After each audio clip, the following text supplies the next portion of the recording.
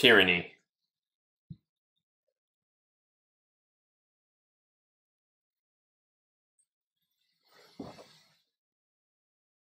Superstition.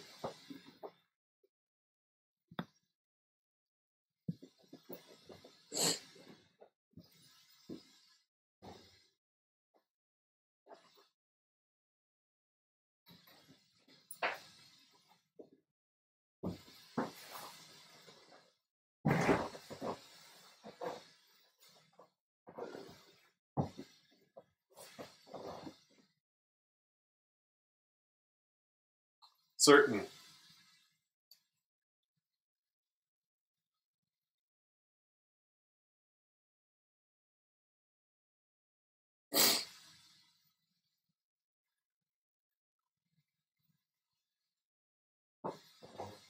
Farming.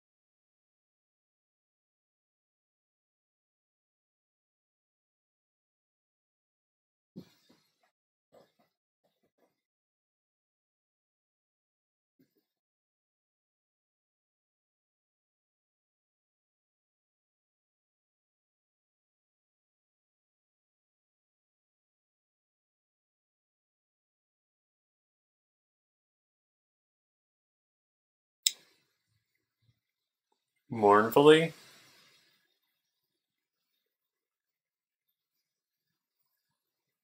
That was rather bleak.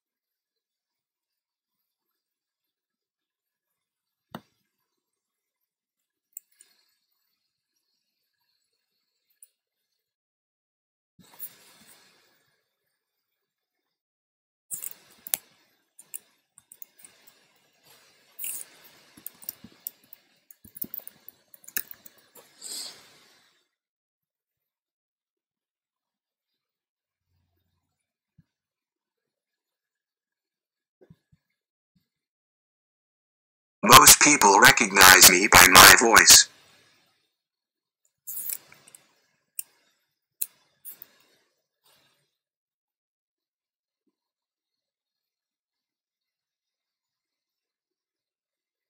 Hello.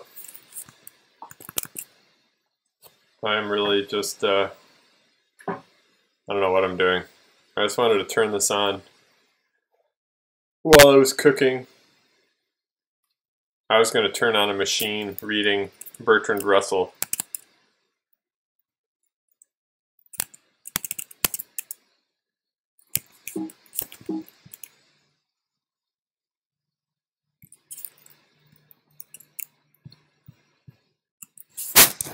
VII. The ultimate constituents of matter. 23. Nice. I Subway wish is quite to the discuss deal. in this article no less a question than the ancient metaphysical query, What is matter? The question, what is matter? Insofar concerns philosophy, is, I think, already capable of an answer which in principle will be as complete as an answer can hope to be.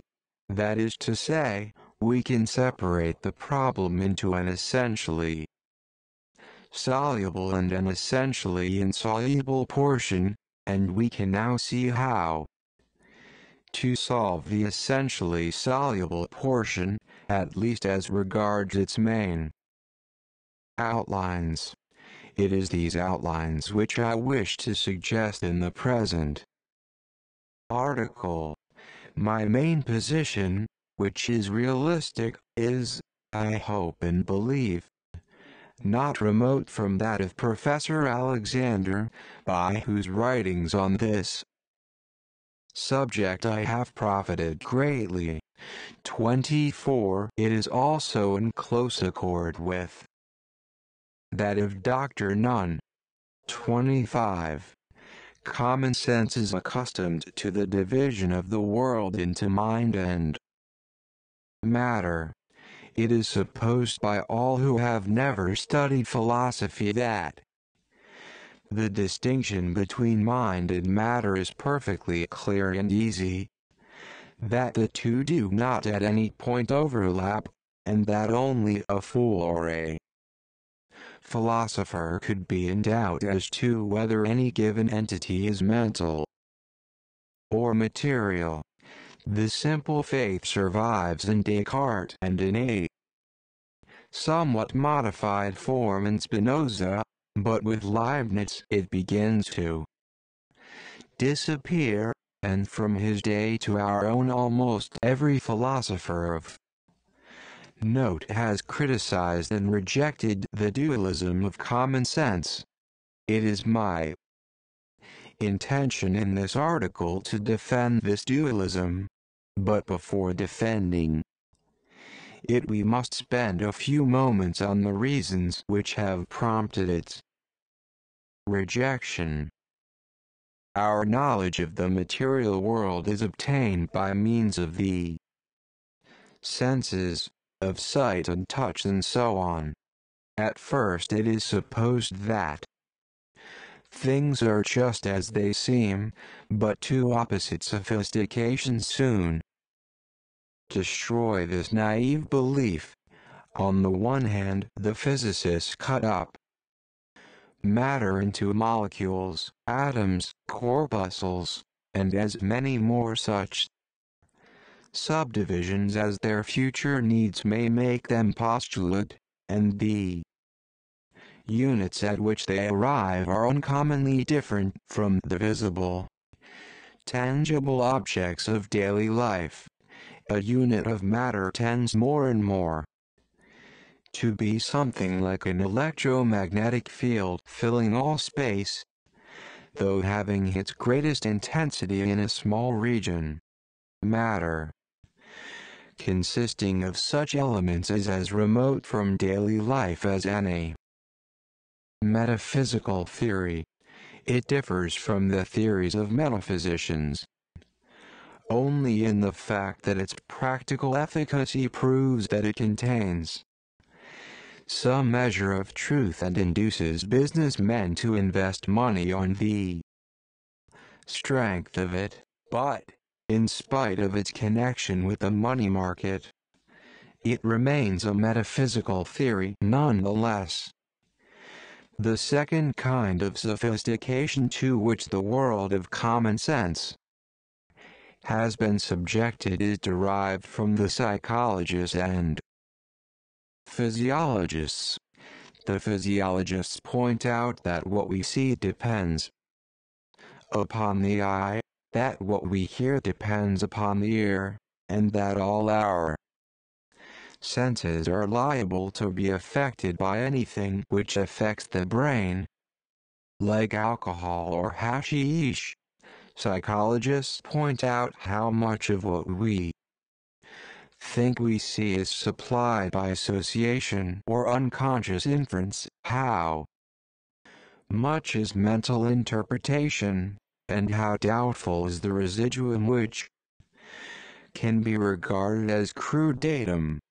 From these facts, it is argued by the psychologists that the notion of a datum passively received by the mind is a delusion, and it is argued by the physiologists that even if a pure datum of sense could be obtained by the analysis of experience, still this datum could not belong, as common sense supposes, to the outer world, since its whole nature is conditioned by our nerves and sense organs, changing as they change in ways which it is thought impossible to connect with any change in the matter supposed to be perceived.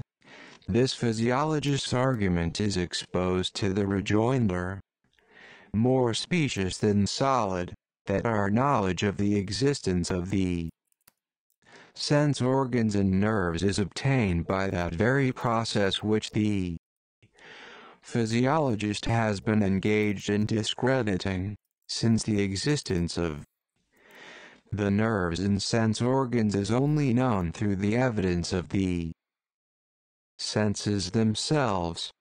This argument may prove that some reinterpretation of the results of physiology is necessary before they can acquire metaphysical.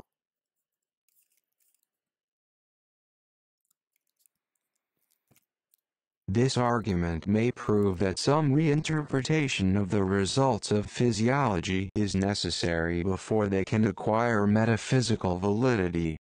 But it does not upset the physiological argument insofar as this constitutes merely a _reductio ad absurdum of naive realism. These various lines of argument prove, I think, that some part of the beliefs of common sense must be abandoned. They prove that, if we take these beliefs as a whole, we are forced into conclusions which are in part self-contradictory. But such arguments cannot of themselves decide what portion of our common sense beliefs is in need of correction. Common sense believes that what we see is physical, outside the mind, and continuing to exist if we shut our eyes or turn them in another direction.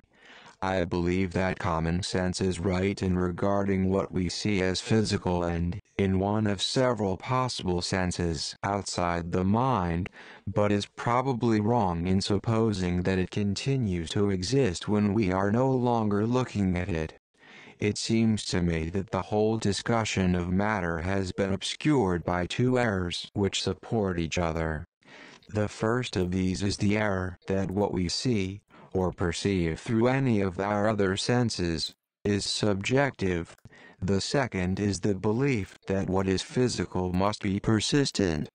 Whatever physics may regard as the ultimate constituents of matter, it always supposes these constituents to be indestructible. Since the immediate data of sense are not indestructible but in a state of perpetual flux, it is argued that these data themselves cannot be among the ultimate constituents of matter. I believe this to be a sheer mistake. The persistent particles of mathematical physics I regard as logical constructions, symbolic fictions enabling us to express compendiously very complicated assemblages of facts, and, on the other hand, I believe that the actual data in sensation, the immediate objects of sight or touch or hearing, are extra-mental, purely physical, and among the ultimate constituents of matter. My meaning in regard to the impermanence of physical entities may perhaps be made clear by the use of Bergson's favorite illustration of the cinematograph. When I first read Bergson's statement that the mathematician conceives the world after the analogy of a cinematograph, I had never seen a cinematograph, and my first visit to one was determined by the desire to verify Bergson's statement, which I found to be completely true, at least so far as I am concerned. When, in a picture palace, we see a man rolling downhill, or running away from the police, or falling into a river, or doing any of those other things to which men in such places are addicted, we know that there is not really only one man moving, but a succession of films, each with a different momentary man. The illusion of persistence arises only through the approach to continuity in the series of momentary men. Now what I wish to suggest is that in this respect the cinema is a better metaphysician than common sense, physics, or philosophy. The real I believe. However, the police may swear to his identity is really a series of momentary men, each different one from the other, and bound together, not by a numerical identity, but by continuity in certain intrinsic causal laws. And what applies to men applies equally to tables and chairs, the sun, moon, and stars. Each of these is to be regarded not as one single persistent entity, but as a series of entities succeeding each other in time, each lasting for a very brief period, though probably not for a mere mathematical instant. In saying this, I am only urging the same kind of division in time as we are accustomed to acknowledge in the case of space. A body which fills a cubic foot will be admitted to consist of many smaller bodies, each occupying only a very tiny volume. Similarly, a thing which persists for an hour is to be regarded as composed of many things of less duration. A true theory of matter requires the division of things into time corpuscles as well as into space corpuscles. The world may be conceived as consisting of a multitude of entities arranged in a certain pattern.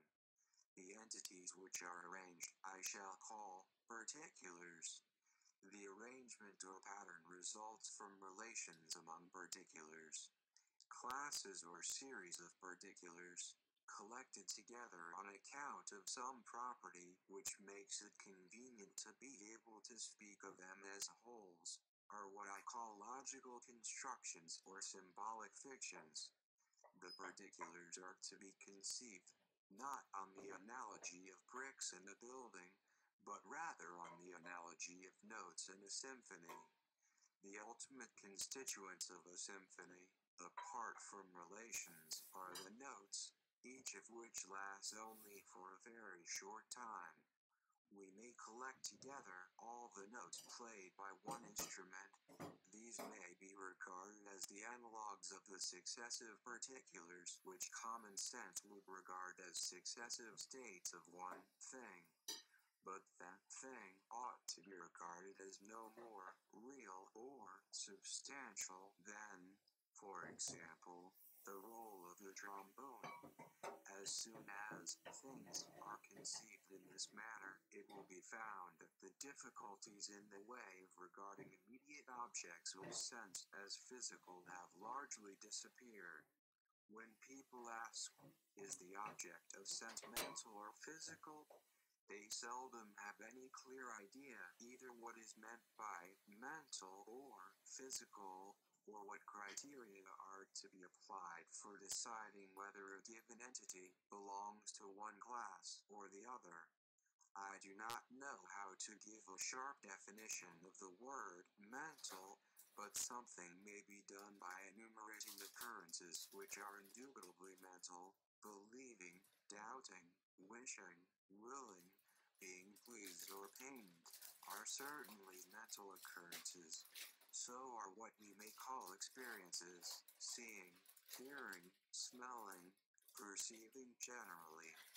But it does not follow from this that what is seen, what is heard, what is smelt, what is perceived, must be mental. When I see a flash of lightning, my seeing of it is mental, but what I see, although it is not quite the same as what anybody else sees at the same moment, and although it seems very unlike what the physicist would describe as a flash of lightning, is not mental. I maintain, in fact, that if the physicist could describe truly and fully all that occurs in the physical world when there is a flash of lightning, it would contain as a constituent what I see, and also what is seen by anybody else who would commonly be said to see the same flash. What I mean may perhaps be made plainer by saying that if my body could remain in exactly the same state in which it is, although my mind had ceased to exist, precisely that object which I now see when I see the flash would exist, although of course I should not see it, since my seeing is mental. The principal reasons which have led people to reject this view have, I think, been two. First, that they did not adequately distinguish between my seeing and what I see. Secondly, that the causal dependence of what I see upon my body has made people suppose that what I see cannot be outside me. The first of these reasons need not detain us, since the confusion only needs to be pointed out in order to be obviated. But the second requires some discussion, since it can only be answered by removing current misconceptions, on the one hand as to the nature of space, and on the other, as to the meaning of causal dependence. When people ask whether colors, for example, or other secondary qualities are inside or outside the mind, they seem to suppose that their meaning must be clear, and that it ought to be possible to say yes or no without any further discussion of the terms involved. In fact, however, such terms as inside or outside are very ambiguous. What is meant by asking whether this or that is in mind? The mind is not like a bag or a pie. It does not occupy a certain region in space, or, if, in a sense, it does, what is in that region is presumable.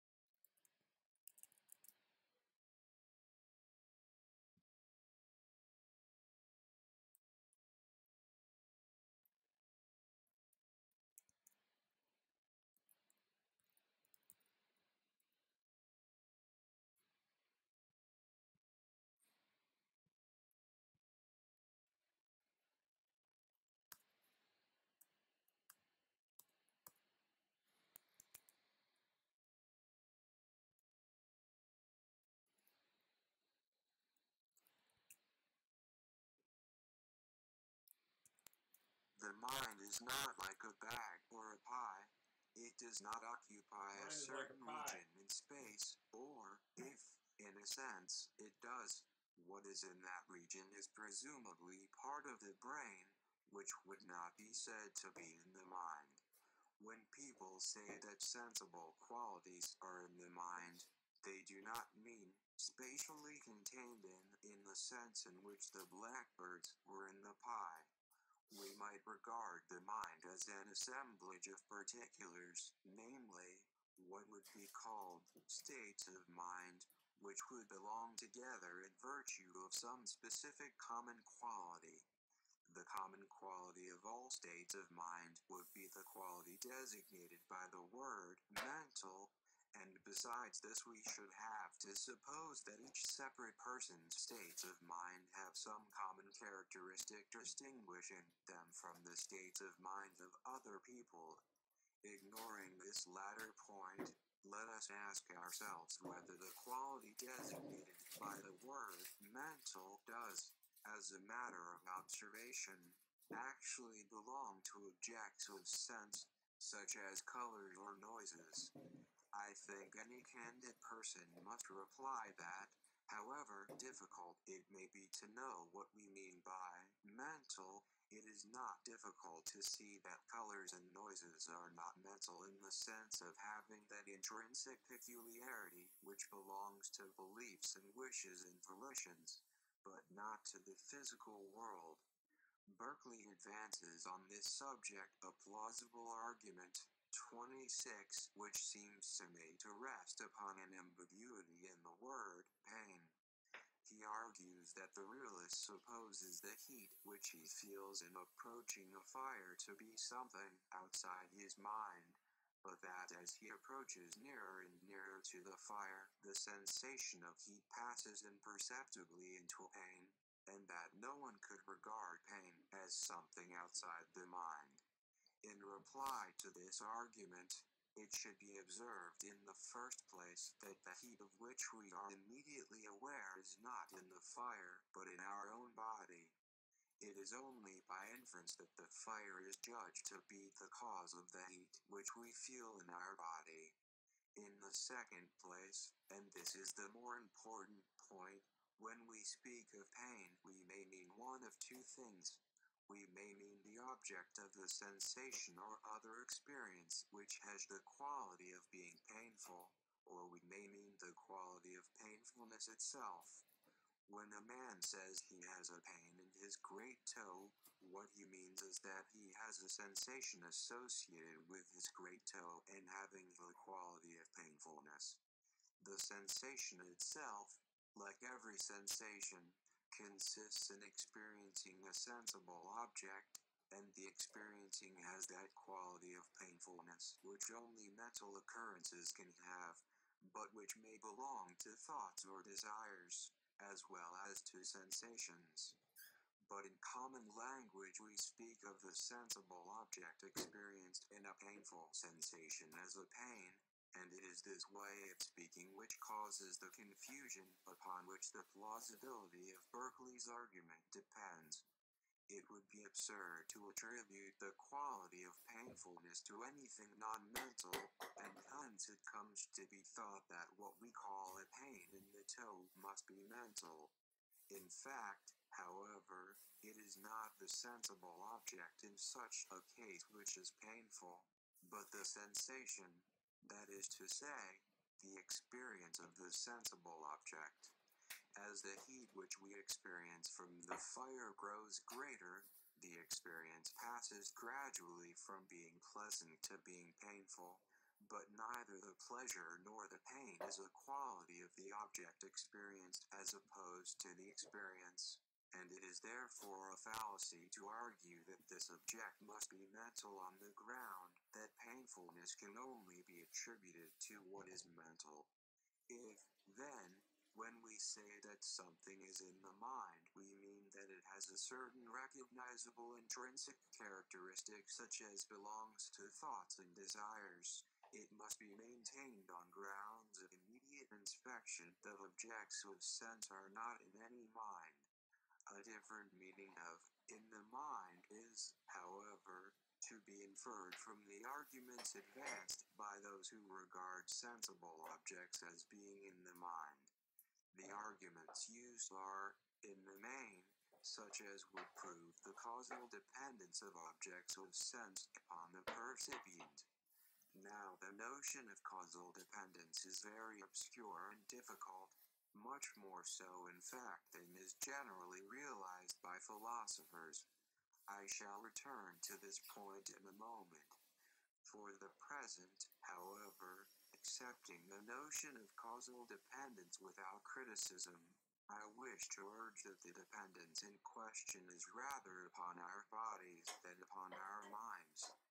The visual appearance of an object is altered if we shut one eye, or squint, or look previously at something dazzling, but all these are bodily acts, and the alterations which they effect are to be explained by physiology and optics, not by psychology.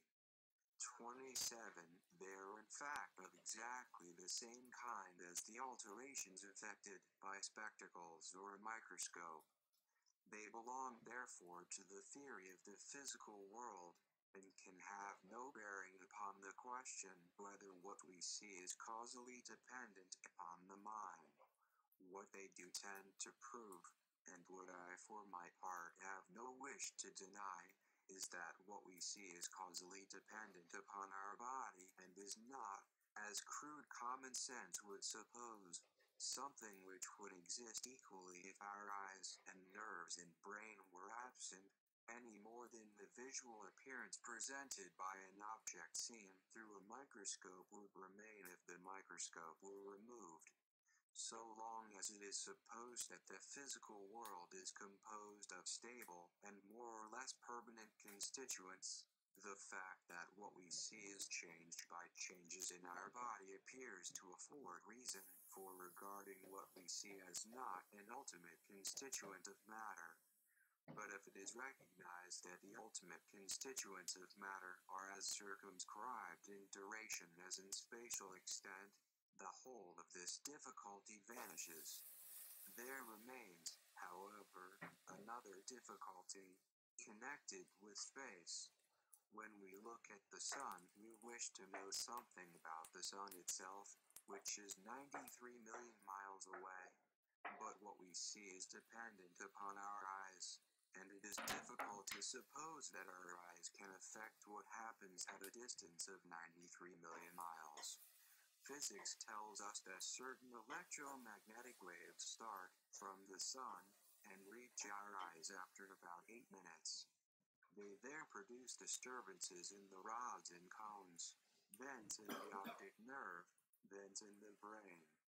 At the end of this purely physical series, by some odd miracle, comes the experience which we call seeing the sun, and it is such experiences which form the whole and sole reason for our belief in the optic nerve, the rods and cones, the 93 million miles, the electromagnetic waves, and the sun itself.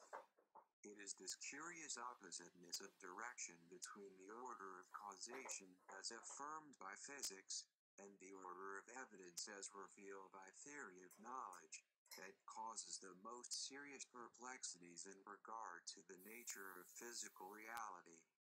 Anything that invalidates our seeing, as a source of knowledge concerning physical reality, invalidates also the whole of physics and physiology. And yet, starting from the common sense acceptance of our seeing, physics has been led step by step to the construction of the causal chain in which our seeing is the last link, and the immediate object which we see cannot be regarded as that initial cause which we believe to be 93 million miles away, and which we are inclined to regard as the real sun.